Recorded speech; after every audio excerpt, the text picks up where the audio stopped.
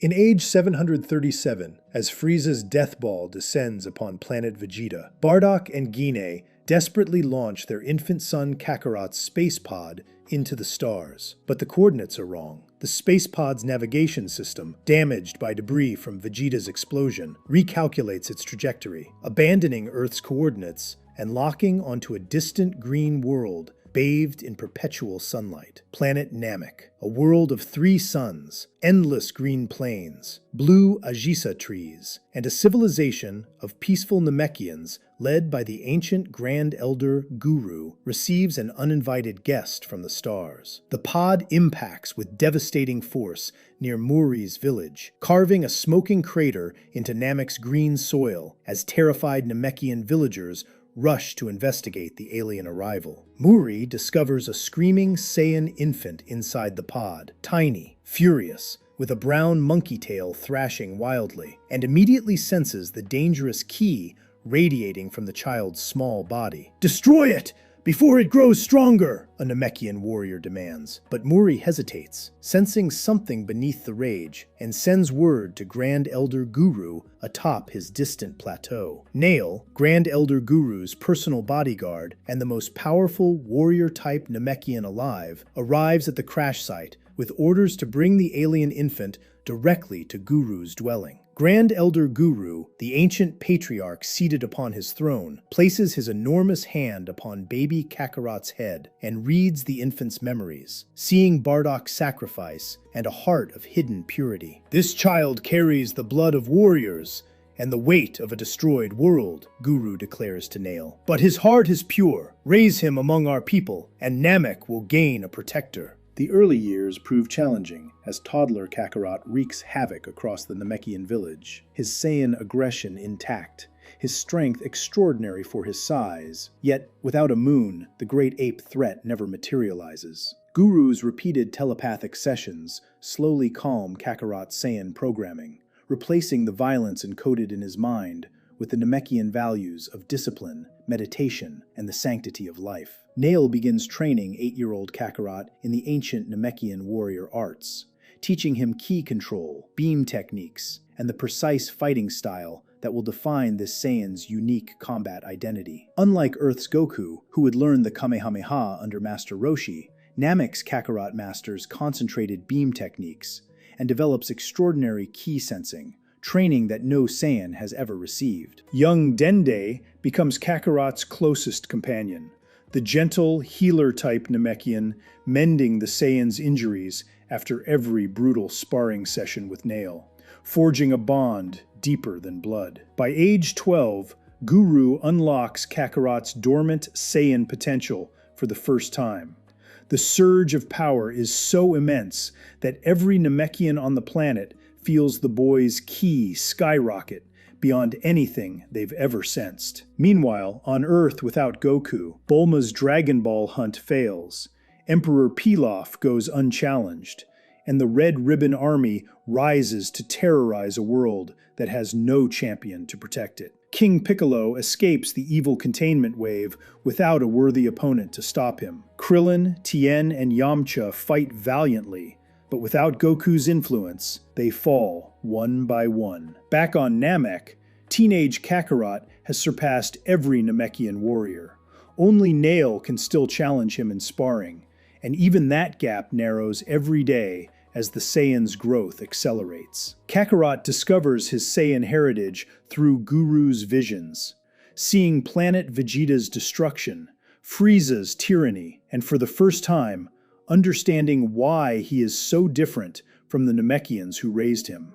"I may be Saiyan by blood," Kakarot tells Nail with fierce determination, "but Namek is my home, and I will destroy anyone who threatens our people, just like Frieza destroyed mine." In age 762, the nightmare arrives. Frieza, having discovered ancient Namekian Dragon Ball legends through his empire's vast intelligence archives on conquered worlds, descends upon Planet Namek with thousands of soldiers to claim immortality.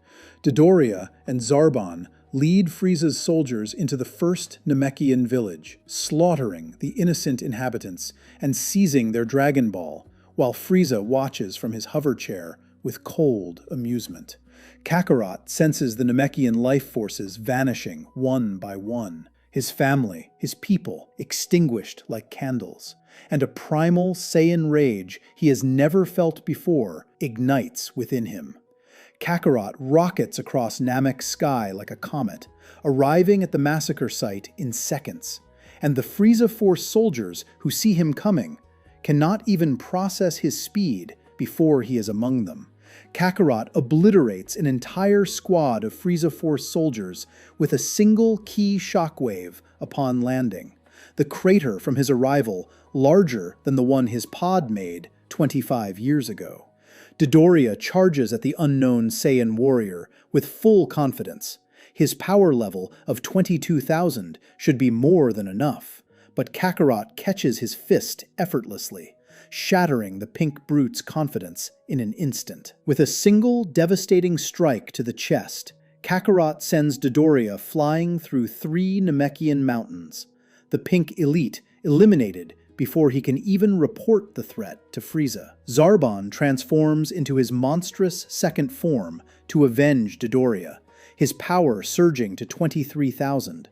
But even this grotesque transformation proves utterly insufficient against Namek's Saiyan Guardian. Frieza, observing through his scouter network, registers a power level exceeding 75,000 from the unknown fighter, and for the first time in decades, the Galactic Emperor's composure cracks with genuine surprise. "A Saiyan? On Namek?" Frieza whispers with cold fury. His mind racing, the race he destroyed now producing a warrior strong enough to defeat his elites on the very planet he came to plunder. Frieza summons the Ginyu force, his 5 most elite warriors, to Namek, unwilling to risk facing a powerful Saiyan without his strongest soldiers standing between them. The Ginyu force strikes their signature poses upon landing: Recoome, Birder, Jace, Guldo, and Captain Ginyu, their combined power dwarfing anything Kakarot has ever faced in his life. Guldo strikes first with his time freeze technique, freezing Kakarot in place, but the Saiyan's ki sensing, honed by decades of Namekian training, allows him to predict Guldo's attack the instant time resumes. Recoome, the hulking brute with a power level of 71,000, engages Kakarot in a savage brawl. The Saiyan takes devastating punishment but refuses to fall, each blow making him angrier and stronger. Birder, the self-proclaimed fastest warrior in the universe, launches a speed blitz, but Kakarot's Namekian-trained ki sensing tracks every movement, countering Birder's attacks with precision. Jace fires his Crusher Ball technique, the blazing red energy sphere hurtling toward Kakarot, who deflects it with a single Namekian-style concentrated ki blast straight through its center. Despite defeating the lesser Ginyu members, Kakarot collapses from accumulated damage, and Nail arrives to guard his fallen brother, while Dende rushes in to heal the battered Saiyan warrior. As Dende's healing energy restores Kakarot's body, the Saiyan's innate Zenkai boost activates, his power level surging dramatically beyond its previous limits, a biological advantage no Namekian possesses. Captain Ginyu, impressed yet cautious, activates his scouter to read the healed Saiyan's new power level. The device climbs past 100,000 before Ginyu's confident smirk fades into wide-eyed alarm. Ginyu uses his forbidden body change technique, catching Kakarot completely off guard. The Saiyan's consciousness is ripped from his powerful body and hurled into Ginyu's weakened frame. Nail, witnessing the body swap, engages Ginyu in Kakarot's body, the Namekian warrior's decades of sparring with the real Kakarot, giving him intimate knowledge of every flaw in this imposter's fighting style. Anticipating Ginyu's desperation, hurls a wounded Namekian beast into the path of Ginyu's second body change attempt.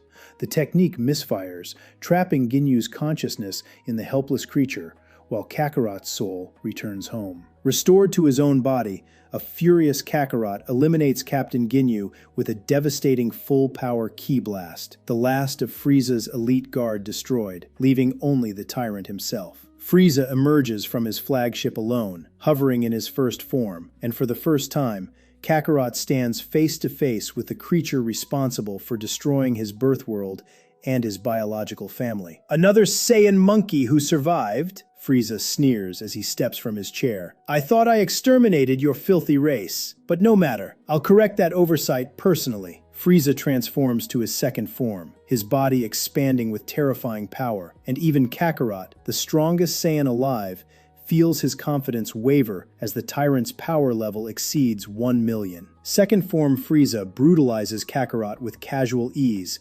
impaling him through the shoulder with a horn charge, the Saiyan warrior crashing to the ground in agony for the first time since childhood. Nail charges Frieza to save Kakarot, buying precious seconds with his sacrifice. The Namekian warrior's loyalty to his adopted brother demonstrated through blood and broken bones as Dende desperately heals the fallen Saiyan. Frieza swats Nail aside like an insect and transforms again, third form, then rapidly to his sleek final form, each evolution an exponential leap in destructive power that makes the galaxy itself tremble. Final form Frieza, at 50% power, toys with the healed Kakarot, effortlessly dodging every attack, countering with devastating precision, reducing the proud Saiyan warrior to a bleeding, gasping wreck. "You've fought well for a monkey," Frieza admits coldly, pointing his finger at the fallen Kakarot, a glowing death beam forming. "But this planet and its Dragon Balls now belong to me." But Frieza turns his death beam away from Kakarot and fires it straight through Dende's chest. The young healer, who had been trying to reach the fallen Saiyan, collapses, his green healing light extinguishing forever. Kakarot's scream shatters the sky as 25 years of love, training, and found family crystallizes into one piercing moment of loss. Dende, his closest friend, his little brother, murdered before his eyes. Something ancient and unstoppable ignites within Kakarot's Saiyan blood. His hair flashes between black and gold. His eyes shift from dark to teal, as the legend Frieza feared most begins to manifest. With an earth-shattering roar that echoes across all of Planet Namek, Kakarot's hair locks into brilliant gold.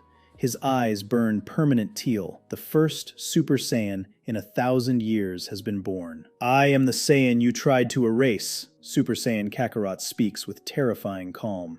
"Raised by the people you came to slaughter, and I am the last thing you will ever see." Super Saiyan Kakarot's first punch sends Frieza hurtling across the planet's surface at Mach speed. The Galactic Emperor, who has never been struck so hard, cannot comprehend what is happening. Frieza powers up to 100%, his muscles bulging grotesquely, veins throbbing, throwing everything he has at the Super Saiyan in a desperate, furious onslaught of death beams and energy waves. Kakarot does not use the Kamehameha. He has never learned it. Instead, he channels his full Super Saiyan power into a devastating Namekian-style concentrated beam that pierces straight through Frieza's defenses. As Frieza's broken body falls to the ground, the tyrant makes one final desperate act, channeling his remaining energy to destroy Planet Namek itself, just as he destroyed Planet Vegeta years before. Planet Namek begins to die. Magma erupts through the green plains. Oceans boil, and Kakarot faces the horrifying realization that the world which raised him is about to share the same fate as the world which birthed him. Guru, sensing his life fading from grief, transfers his Dragon Ball authority to Muri with his final strength, then commands him to summon Purunga before it is too late, the Namekian dragon rising above the crumbling planet. Muri speaks 3 wishes to Purunga: revive all Namekians killed by Frieza's forces, transport every living being except Frieza to a safe, distant world, and restore the health of all those transported, the dragon's red eyes blazing as each wish is granted. As the Namekians and Kakarot vanish in Purunga's light, Frieza screams alone on the crumbling surface of Namek. The tyrant who destroyed Planet Vegeta, now abandoned on another dying world of his own making.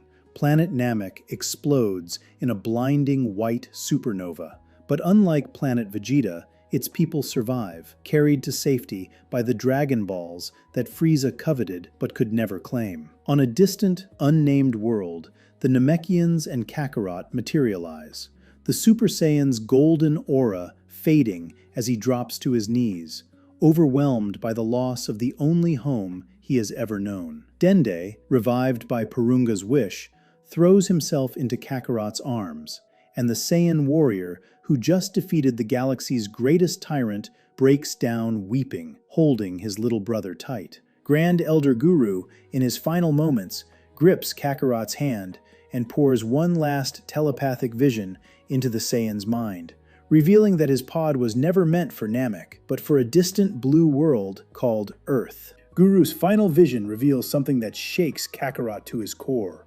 A Namekian named Kami exists on Earth, linked to an evil half called King Piccolo, who has enslaved the planet and its people.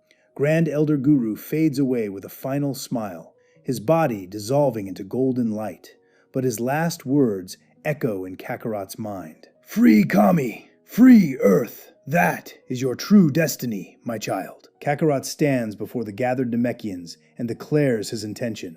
He will journey to Earth, liberate Kami from King Piccolo's shadow, and free the planet his parents originally chose to protect him.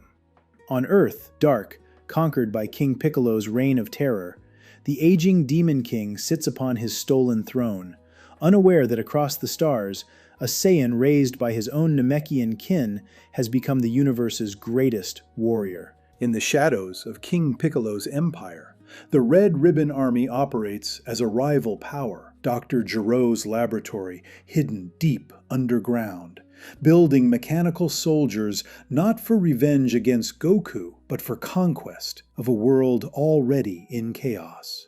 Scattered across Earth's ruins, the last free fighters endure. Bulma hides in a secret underground Capsule Corp bunker, perfecting resistance technology, while Tien and the scarred remnants of Earth's warriors wage a hopeless guerrilla war against King Piccolo's demons. Across the galaxy, Vegeta intercepts transmissions about Earth, a planet with wish-granting Dragon Balls, and a Namekian tyrant to crush. While on New Namek, Kakarot boards a Namekian ship, sets course for the Blue World, and whispers, "Hold on, Earth, I'm coming."